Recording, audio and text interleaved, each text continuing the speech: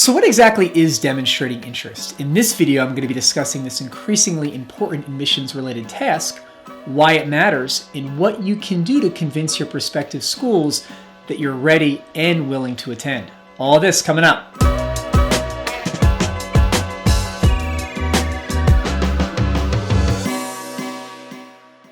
Hey everybody, Andrew here with College Transitions. On this channel, we help you more effectively complete tasks that are essential to the college admissions process, including these seemingly little things like demonstrating interest, which can actually have quite a big impact on your admission outcomes down the road.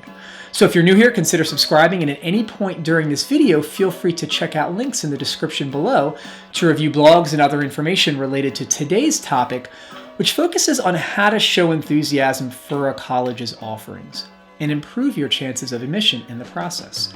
So let's get started. This week's question comes from Sophia in Milton, Georgia, who writes, "My school counselor keeps telling us that demonstrating interest in a college can actually help your chances. It doesn't seem like this is a really hard thing to do, so why is it so important, and what are the best ways to demonstrate interest?" Well, you're right, Sophia. Demonstrating interest isn't a very hard thing to do, but your counselor is correct. Taking 10 to 15 minutes to reach out to your prospective colleges can pay big dividends down the road. So why is that? Well, it all comes down to yield. So a college's yield rate indicates the percentage of students admitted into an institution who actually go on to attend that institution. The higher a college's yield rate, the more selective it can be, which in turn helps the college become more desirable, improve its ranking, and generate greater revenue in the process. But in today's higher education environment, improving one's yield rate isn't very easy. Online applications, especially the Common Application, have essentially streamlined the application process for many students, so much so that it's actually now quite easy to apply to 10 or 15 colleges, many of which are colleges that a student may not be at all interested in attending. Your prospective schools have grown wise to this, which is why most now employ methods that gauge whether or not you're likely to attend if admitted.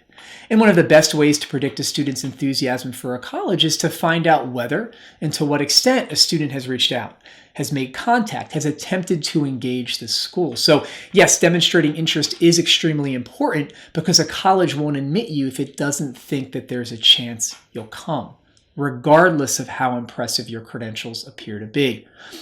Every year, hundreds of students with outstanding grades and test scores are rejected from colleges that they should have been admitted into, all because they failed to convince these schools that they were genuinely interested in attending.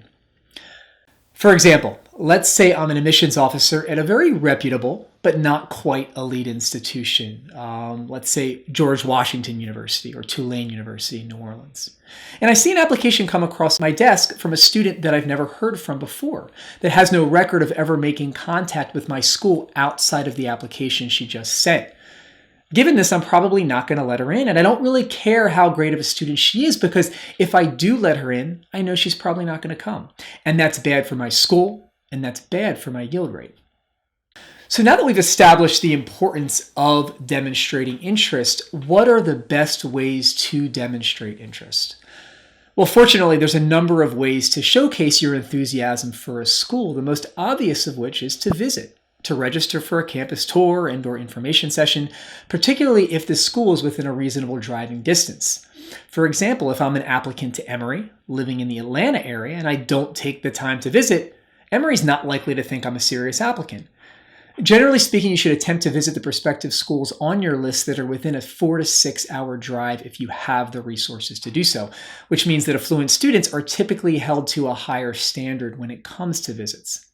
Now, for the schools on your list that are farther away, a visit can still be helpful, but not always necessary. There are other things that you can do, things that are less costly and more time efficient.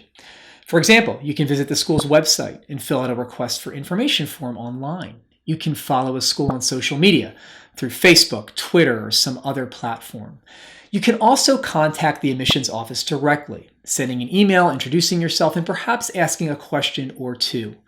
These are all points of contact that many of your prospective colleges will track, so make it a point to reach out.